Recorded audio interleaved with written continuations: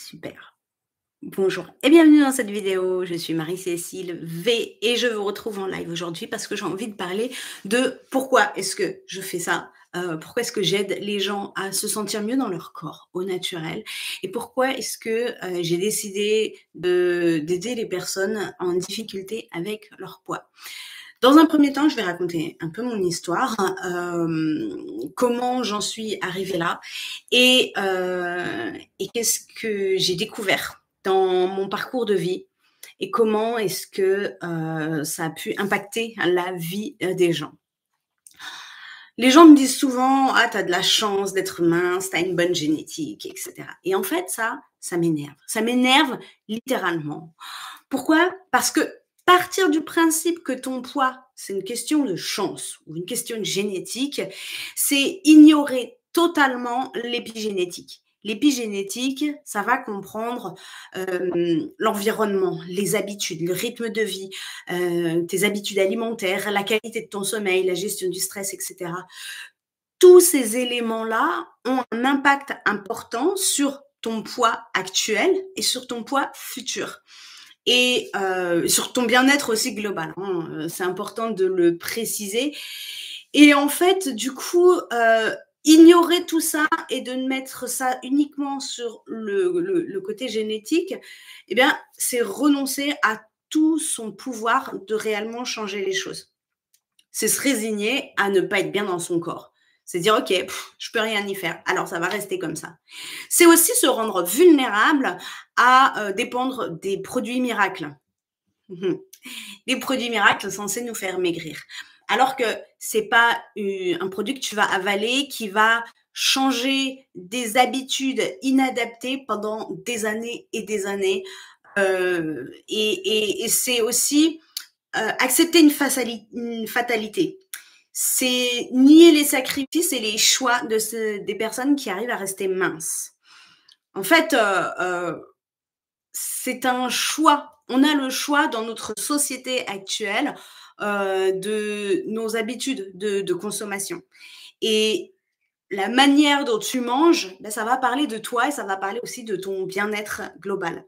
Nous, les êtres humains, nous avons une alimentation de base et on a oublié ça parce que, ben, on a pléthore de choix dans l'industrie agroalimentaire et limite, c'est devenu normal de consommer des plats en sauce, de consommer, des aliments transformés, voire même ultra transformés.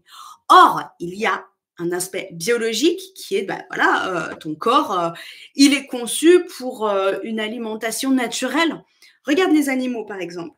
Les animaux, dans la nature, qu'est-ce qu'ils vont avoir tendance à manger? Beh, sauf les animaux, domestiqués, ils vont manger ce pour quoi ils sont faits. Tout simplement. Et ils vont pas en dévier. Ça semble même inconcevable en fait. Le lion, eh ben, il mange de la viande et puis la gazelle, elle mange des végétaux. Et tu ne verras jamais dans la nature quelque chose d'autre. Mais nous, bah, après, on a dû s'adapter aussi en sortant des conditions idéales de notre environnement de vie.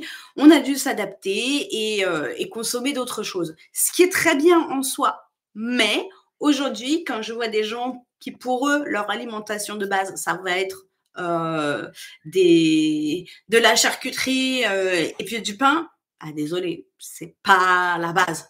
Ça, c'est des aliments transformés, voire même ultra transformés et forcément, ça a un coût. Ça a un coût métabolique parce que le corps, il faut qu'il puisse le gérer et en attendant, bah, quand il va le gérer, déjà, il va se fatiguer, il va s'encrasser, mais aussi, hem et ben, il va aller chercher les nutriments où ils sont et quand il y en a pas beaucoup, bah, tu vas être rempli, certes, mais pas forcément nourri et ça, c'est quelque chose qui me tient à cœur. Voilà. Moi perso, je me suis passionnée pour le bien-être naturel parce que j'ai eu des expériences de vie où j'ai trinqué et je vais t'expliquer ça dans cette vidéo. J'aurais facilement pu faire 25-30 kilos de plus, facilement.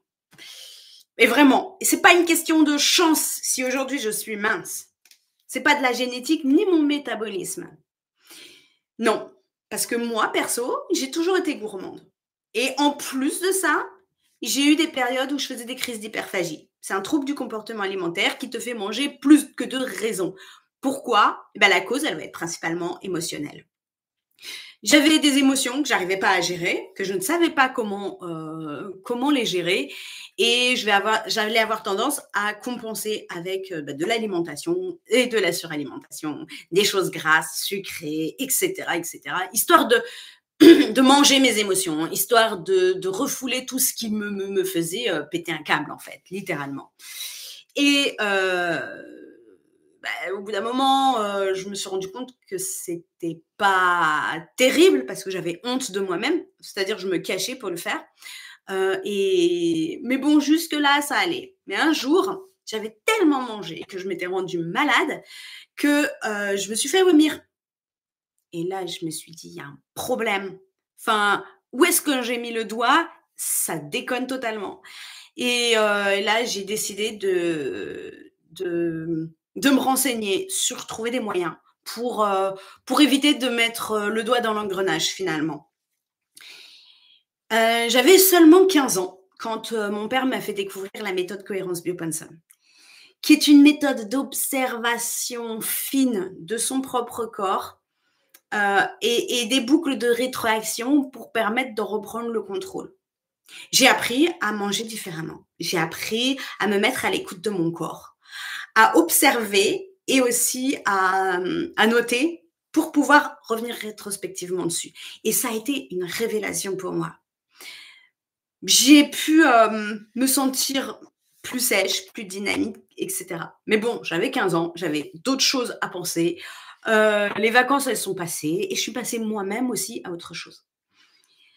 Quand j'avais une vingtaine d'années, les crises d'hyperphagie sont venues beaucoup plus fortes. Et je me sentais mal dans ma peau, je me sentais ballonnée, mais aussi complexée par mon ventre parce que, voilà, quand il y a des fluctuations et que tu as des problèmes de digestion, c'est pas terrible.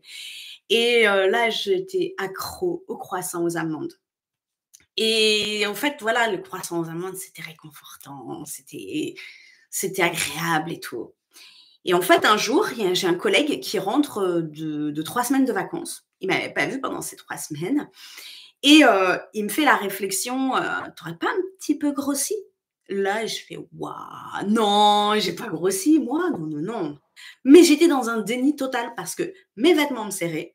C'était des vêtements que j'avais fait moi-même parce que je fais de la couture et je les avais fait à mes propres mesures. Mais je rationalisais en disant, les vêtements, ils ont rétréci au lavage. Sauf que c'était totalement impossible parce que c'était des vêtements en synthétique et le synthétique, ça ne rétrécit pas. J'étais dans un déni total. En fait, je ne me suis pas vue grossir. J'ai pris quelques kilos comme ça en très peu de temps. Et les viennoiseries, elles auraient pu avoir raison de ma ligne. Mais j'ai mis mon ego de côté. J'ai accepté de voir les choses en face. En me disant, voilà, j'ai pas voulu le voir, mais quelqu'un d'autre l'a vu. Et le fait que ce soit quelqu'un d'autre, et même de surcroît un homme, ouah, je me suis dit, là, il y a un problème, il faut que je revoie mon mode de fonctionnement. Et j'ai choisi de prendre mon poids sérieusement en main. J'ai repris les choses à la base et j'ai appliqué la méthode Cohérence Biopanson avec les boucles de rétroaction biologique. Observer mon corps, noter, rectifier, observer, noter, rectifier. C'est vraiment un feedback direct où je me mettais au diapason de mon corps pour que mon corps soit mon meilleur allié, mais que moi-même, je sois aussi le meilleur allié de mon corps. Et là, j'ai retrouvé mon équilibre. J'ai vu mon corps retrouver son équilibre parce que je me suis mise à son écoute et j'ai répondu aussi à ses besoins. Et puis, quelques années plus tard, je tombe enceinte.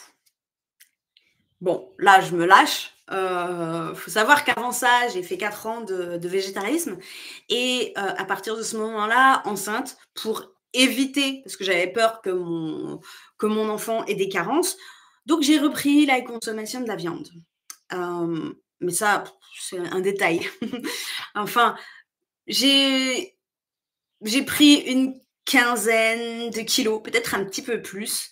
Et j'ai retrouvé mon poids d'avant grossesse en quelques jours seulement. J'étais littéralement bluffée. Deuxième bébé, quelques années plus tard. J'ai mis un peu plus de temps avant de retrouver mon poids d'avant grossesse. un petit peu fourni plus d'efforts. Mais ça s'est remis globalement. Aujourd'hui, il faut savoir que j'ai 41 ans et je peux encore porter les mêmes vêtements que je portais quand j'en avais 16. Je n'ai pas changé de taille de vêtements depuis lors parce que grâce à cette méthode de rétroaction biologique et d'observation de mon propre corps. Tu vois, quand on grossit, comme je disais tout à l'heure, on peut être dans le déni, on peut ne pas vouloir voir les choses en face parce qu'on les trouve trop insupportables. Mais le problème, c'est que on perd littéralement le contrôle et on ne se voit pas grossir. Et ça devient une espèce de cercle vicieux. On va aller chercher le réconfort dans l'alimentation, vers la suralimentation. Et à force de ne pas se regarder, eh bien, on perd littéralement le contrôle. Mais le fait de voir les choses en face, d'oser se regarder, pas forcément, pas pour se juger justement, parce que se juger, ça nourrirait une boucle de rétroaction négative. Mais juste observer pour ce qui est, tout en se lançant dans une démarche de transformation. Ça change littéralement les choses, mais je vais pouvoir t'en parler un peu plus tard. Alors, comment on fait pour reprendre le contrôle de son propre poids? Eh bien, justement, ça commence par la prise de conscience. La prise de conscience, c'est une étape clé pour changer les choses. On va éviter d'avoir le principe de l'autruche, parce que le principe de l'autruche, c'est je ne vois rien, mais ça ne veut pas dire que rien ne se passe. Noter les observations, les ressentis sur son corps, l'image de soi, sa capacité à se mouvoir dans les activités quotidiennes, l'impact ressenti aussi sur la santé. Parce que quand tu es en surpoids, ben, forcément, au bout d'un moment, tu vas avoir plus de difficultés pour les activités quotidiennes, tout simplement, pour bouger, pour t'habiller, pour faire lasser tes chaussures, pour monter les escaliers, pour jouer avec tes enfants, etc., etc. Et ça, ben, finalement, au bout d'un moment, ça devient un énorme handicap. Et la prise de conscience, c'est simplement se dire, OK, jusqu'ici, j'ai déconné, sans pour autant se juger, mais prendre conscience qu'il y a des choses à changer. Et le corps, il est magnifiquement fait parce que il est doté d'un principe inné qui est l'homéostasie. L'homéostasie, c'est ce qui permet au corps et à tout dans le vivant de rétablir les équilibres. Par exemple, si tu te coupes, eh bien ton corps, grâce à l'homéostasie, il va pouvoir cicatriser. Sauf si tu entraves ce processus inné. C'est-à-dire, bah, tu vas gratter la croûte, bah, forcément, il ne va pas pouvoir faire son travail. Et bien, dans la perte de poids, c'est exactement la même chose. Ton corps a la capacité de se réguler si tu lui en donnes les moyens. Si tu continues comme tu as toujours fait, tu obtiendras toujours les mêmes résultats. Einstein a dit, la folie, c'est de faire toujours la même chose et de s'attendre à des résultats à chaque fois différents. Et puis la deuxième étape, ça va être une prise de décision pour se reprendre en main. Et pour se reprendre en main, la prise de décision, c'est aussi d'accepter qu'on a un pouvoir sur les choses. Si tu te considères comme victime de l'agroalimentaire, de la génétique, que tu n'as pas eu de chance, etc., et tu ne vas pas mettre les choses en branle parce que tu ne vas pas reprendre ton pouvoir. En réalité, on n'est pas victime, on est responsable. Et c'est important que tu prennes la décision de reprendre ta responsabilité. Ok, peut-être que tu as vécu dans un environnement où tu n'as pas appris à cuisiner, où tu n'as pas eu les bases d'une alimentation saine et équilibrée. Ok, mais aujourd'hui, pourquoi est-ce que tu t'infliges à vivre encore et encore dans ce même schéma? Peut-être que tes parents ne savaient pas.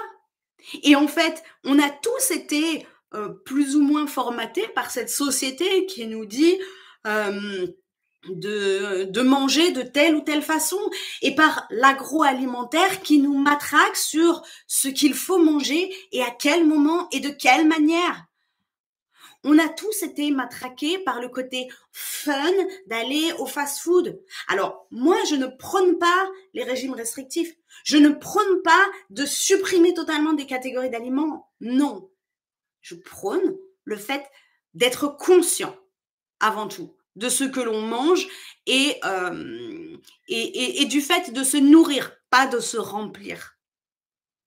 Je prône le fait d'être conscient aussi de l'impact de ce que l'on va manger sur notre corps. C'est ça, se réapproprier son pouvoir. L'étape suivante, c'est la prise de mesure. Il faut savoir d'où l'on part pour suivre l'évolution. C'est comme un GPS. Tu sais où tu veux aller, mais tu sais pas d'où tu pars. Il y a un problème, c'est pas possible. Et pour pouvoir avoir un suivi et puis des résultats mesurables, ben ça va être important de prendre tes mesures.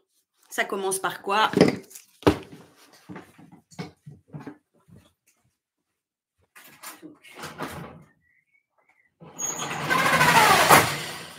Ça commence par le fait, je ne sais pas si je suis dans le cadre, hein, on va vérifier ça.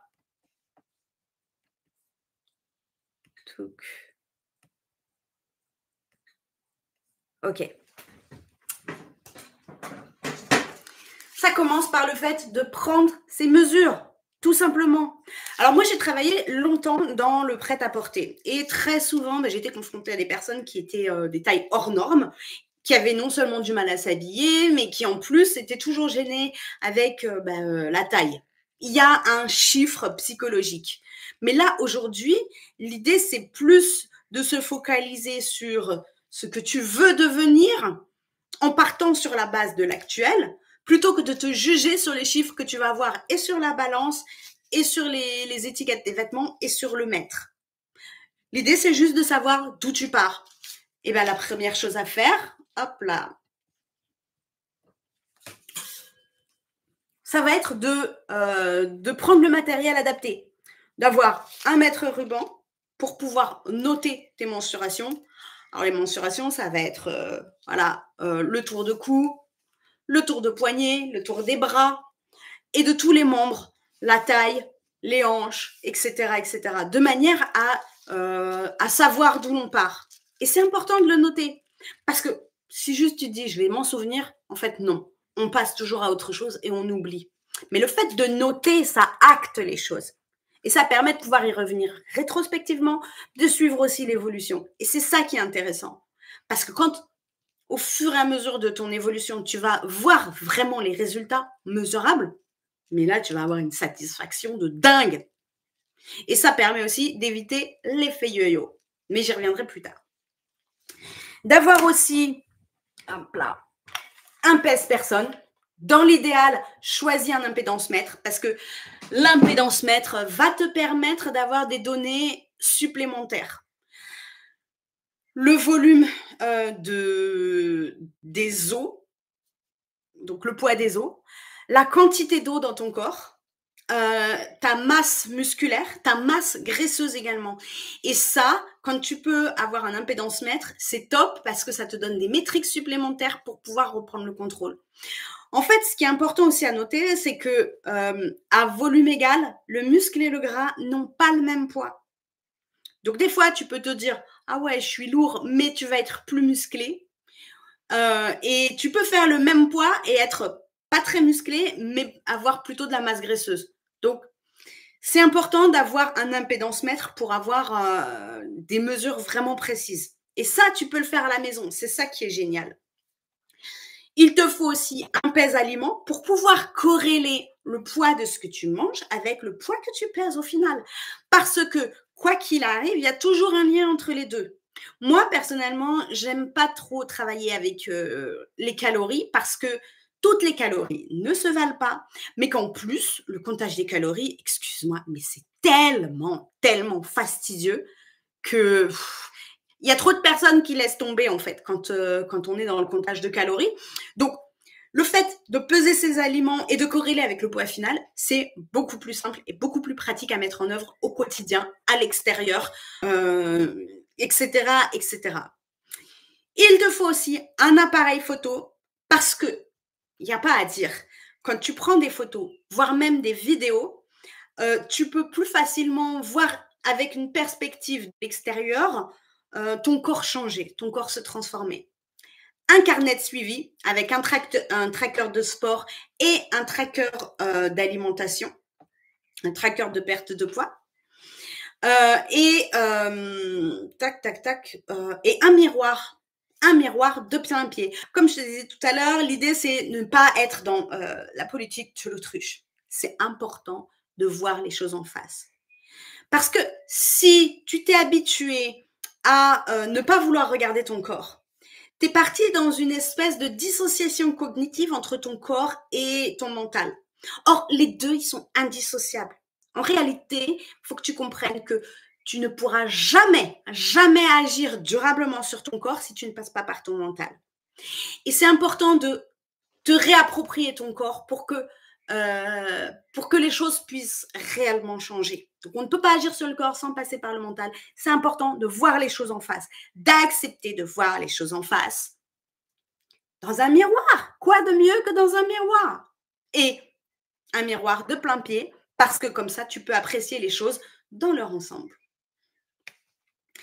Tu vas devoir déjà te peser, mesurer aussi avec un impédance-mètre, donc la masse graisseuse, la masse musculaire et le taux d'eau aussi. Mesurer cou, bras, jambes, tour de taille, tour de hanche, etc.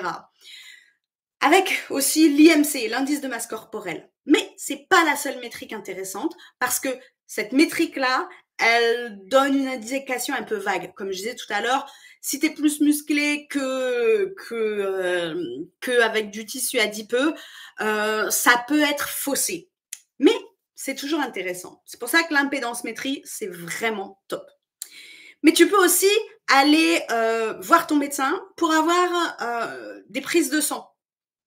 Parce qu'il y a plein de données intéressantes à aller chercher là-dedans. Quand tu perds du poids, tu vas avoir un impact global sur ta santé. Et d'avoir un bilan à l'instant T, au moment où tu démarres, avec prise de sang, prise de mesure, prise de photo, calcul de l'impédance-métrie, etc., etc., c'est l'idéal. Tu ne vas pas pouvoir mesurer les résultats si tu ne prends pas ces mesures. C'est pour ça que j'insiste, c'est vraiment, vraiment important à observer. L'étape suivante, c'est une semaine d'observation sans rien changer à ses habitudes. Pourquoi? Ça permet de prendre un peu la température, d'être plus dans un mode d'introspection. Si tu commences tout de suite à changer les choses, tu ne vas pas pouvoir vraiment évaluer où tu en es. Et c'est pour ça que c'est important. Alors, moi, j'aime bien dire une semaine d'observation. L'objectif, c'est de prendre réellement conscience de la quantité et la nature de ce que l'on mange. De l'impact aussi de notre alimentation sur le poids. Donc, moi, j'aime bien partir du principe, ok, tu pèses ce que tu manges et tu te pèses toi-même aussi pour pouvoir juste en prendre conscience. Et puis, noter toutes les activités physiques, que tu réalises. Ce qui est génial dans la plupart des téléphones aujourd'hui, c'est qu'on va avoir dans les applications santé, etc., un compteur de pas. Donc, tu peux le paramétrer ou alors tu peux prendre des applications spéciales pour ça. Et tu peux du coup en savoir un petit peu plus sur ton activité physique. Mais tu notes, voilà, tout ce que tu vas faire, quitte à ne rien changer. Hein. Bien sûr, là, je dis, on ne change rien. On observe la qualité, la durée du sommeil, et puis commencer une observation minutieuse de son corps de façon quotidienne dans le miroir. Et après, l'étape suivante, ça, je l'adore. Et on a tendance à dire, ouais, J'ai envie de perdre du poids, je vais me mettre à manger que des salades et ça va être ennuyeux, etc. Franchement, ne faites jamais ça parce que l'idée, c'est de mettre en place des habitudes qui soient durables. Est-ce que tu vas pouvoir tenir à te restreindre pendant des années durant? C'est impossible. Tu vas juste tout changer du jour au lendemain et puis finalement tu vas craquer au bout d'un moment parce que tu seras trop frustré, etc., etc. Donc à la fin de cette semaine d'observation minutieuse, eh bien de faire un état des lieux pour pouvoir évaluer un petit peu et choisir en fait ce que tu vas commencer à changer. L'étape suivante, c'est de faire des listes. Tu vas faire 2 listes. Une liste avec tous les aliments que tu considères comme malsains, que tu aimes. Rassure-toi, l'idée n'est pas de les supprimer. L'idée, c'est d'en prendre conscience, d'avoir une réelle liste. Et de lister aussi tous les aliments que tu considères comme sains, que tu aimes. Parce qu'il y en a forcément. Les fruits, les légumes, les aliments bruts, etc. Il y en a forcément. Et de lister également toutes les activités physiques que tu aimes. Donc finalement, il y en a 3. Voilà. L'objectif de ces 2 premières listes au niveau de l'alimentation, ça va être de faire une reverse balance. Donc, d'augmenter la quantité de la liste des aliments sains que tu aimes et de diminuer la consommation des produits dans la liste des aliments malsains que tu aimes, sans pour autant les supprimer. C'est important de toujours garder la notion de plaisir dans le fait de se nourrir. Parce que sinon, c'est dangereux. Attention. Et dans les activités physiques que tu aimes, eh ben, voilà, choisis de les programmer dans ton agenda, 1 fois, 2 fois, 3 fois par semaine, c'est dans l'idéal. Mais dans la mesure de ce que tu peux faire et d'y aller surtout progressivement. Si dans ton mode de fonctionnement, tu es totalement sédentaire, eh ben, tu vas déjà commencer par exemple, tu habites dans un appartement et tu prends l'ascenseur pour rentrer chez toi. Eh ben, ça va être de descendre à l'étage en dessous du tien et de monter les escaliers. Ça va être, quand tu prends les transports en commun, de ne pas descendre juste au pied de chez toi, mais de descendre une station avant pour marcher sensiblement un petit peu plus chaque jour.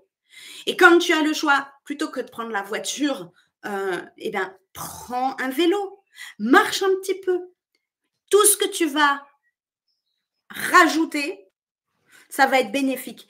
Et moi, quand je dis exercice physique, c'est juste le fait de se bouger un petit peu plus chaque jour.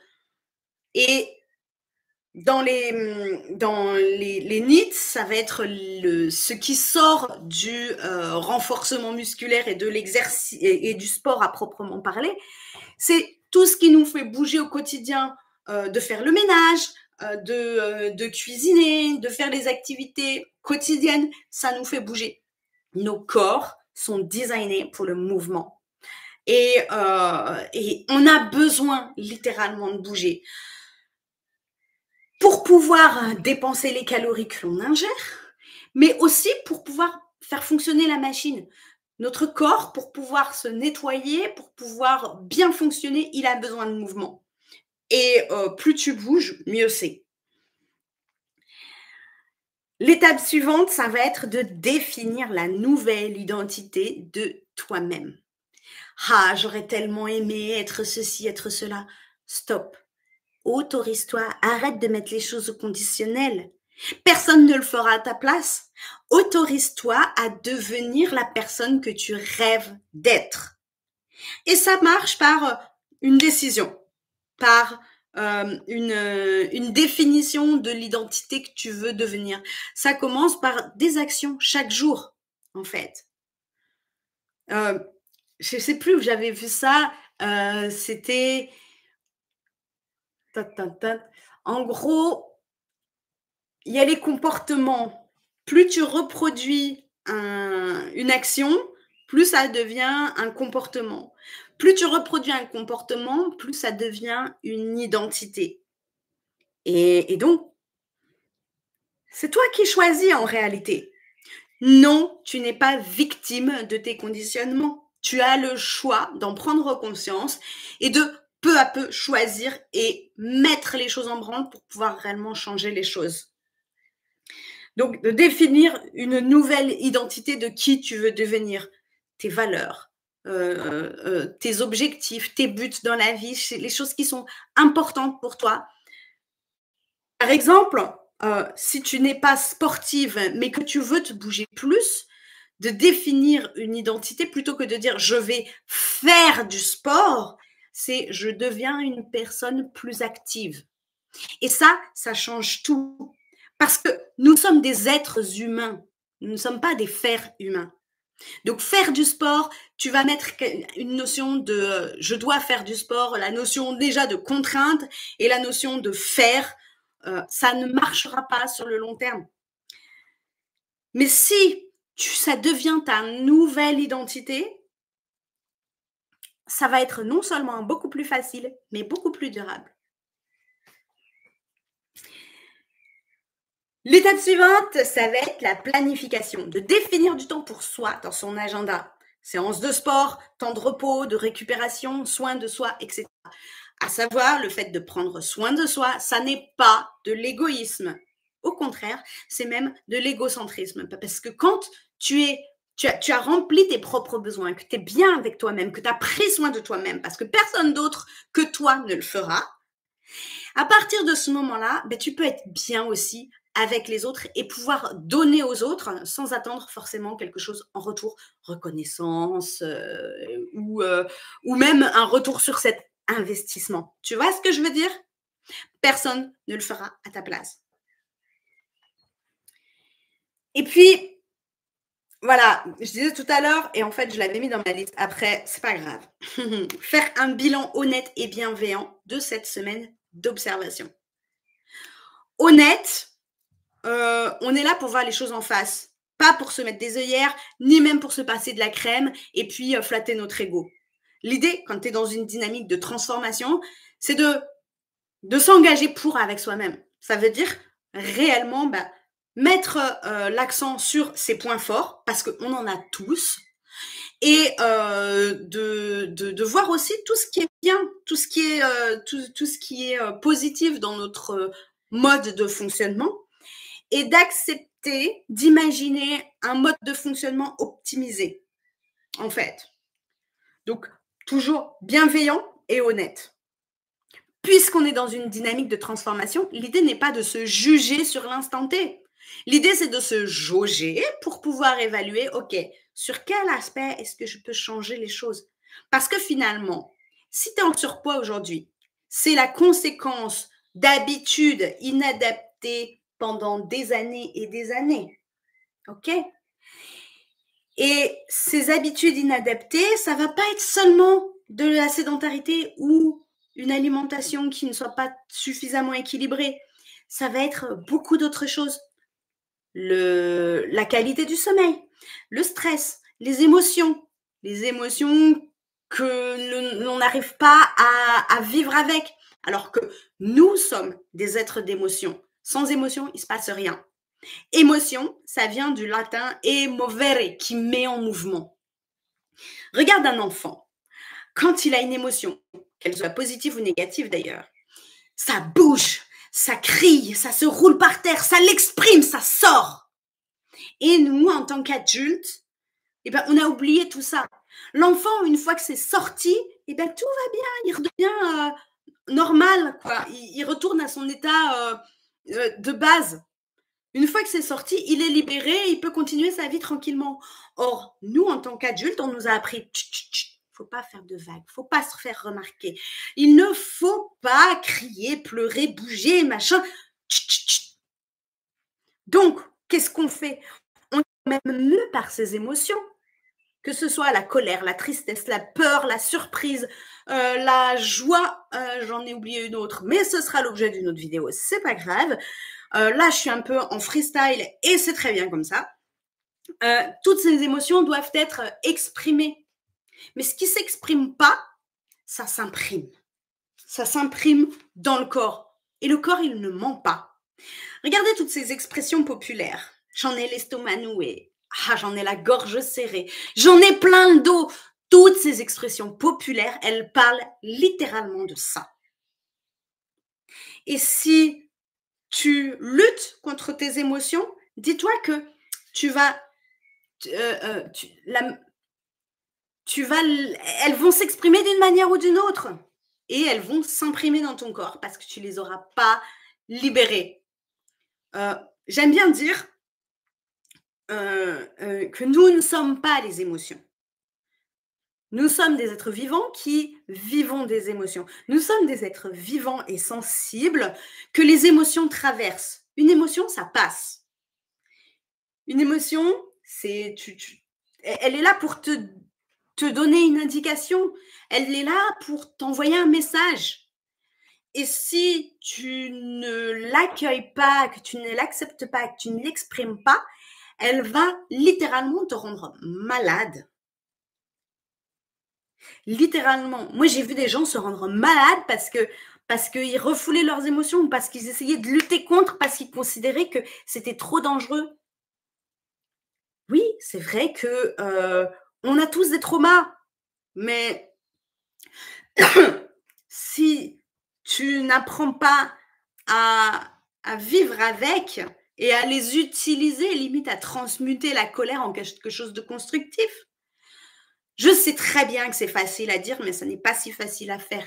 Et c'est pour ça que j'ai concentré toutes ces années de recherche, d'expérience, de suivi de mes clients dans un programme qui permet de condenser tout ça pour t'aider à réellement transformer ta vie et utiliser toutes ces émotions de manière constructive. Parce que c'est possible. Tu vas me dire, ouais, j'ai toujours été comme ça, je ne sais pas faire autrement. Oui, ok. Ça a été une adaptation, voire même une suradaptation. Et tu as fait comme tu pouvais. L'idée n'est pas de te juger par rapport à ça. L'idée, c'est d'accueillir qui tu es, où tu en es aujourd'hui et de voir mais qu'est-ce qu'on peut faire avec pour que voilà, tu puisses t'en libérer et vivre pleinement la vie que tu mérites de vivre.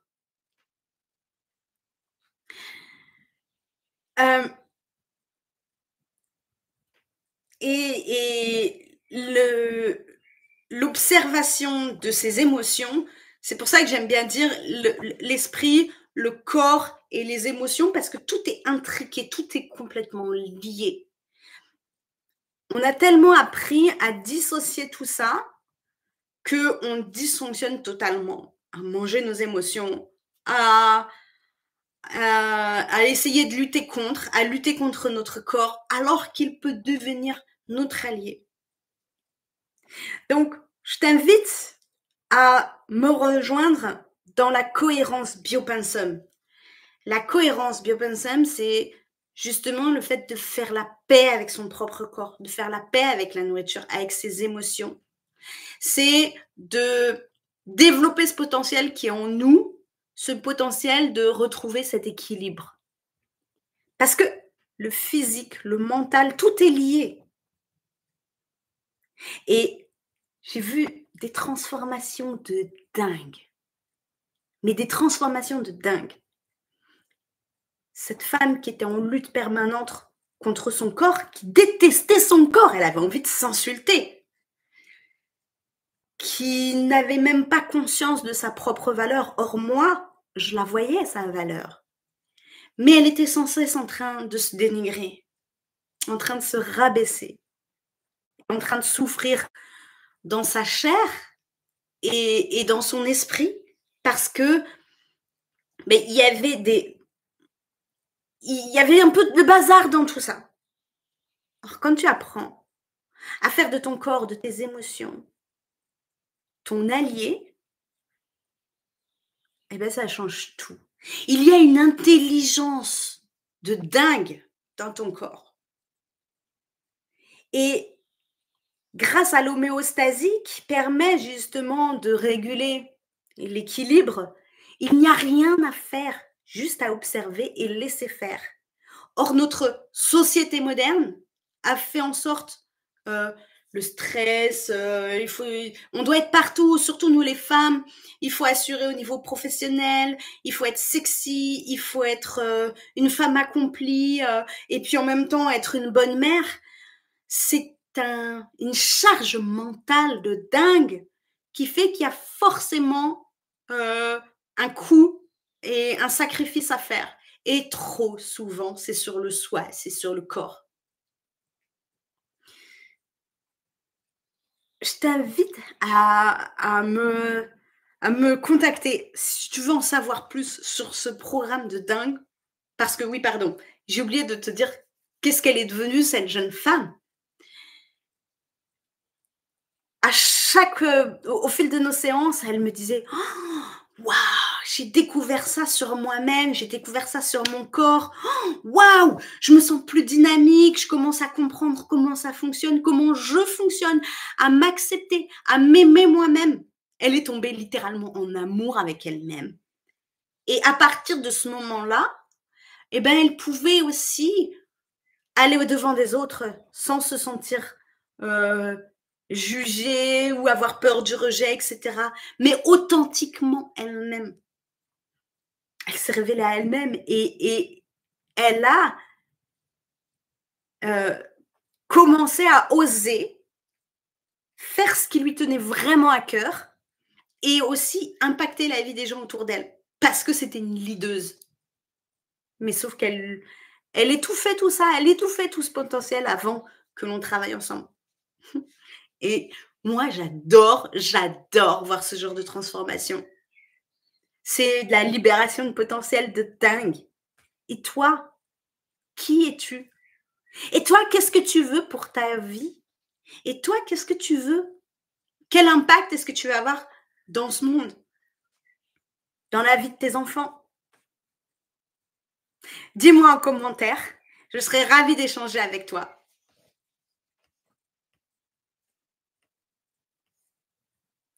Je te souhaite de passer une excellente soirée et à très vite sur cette chaîne.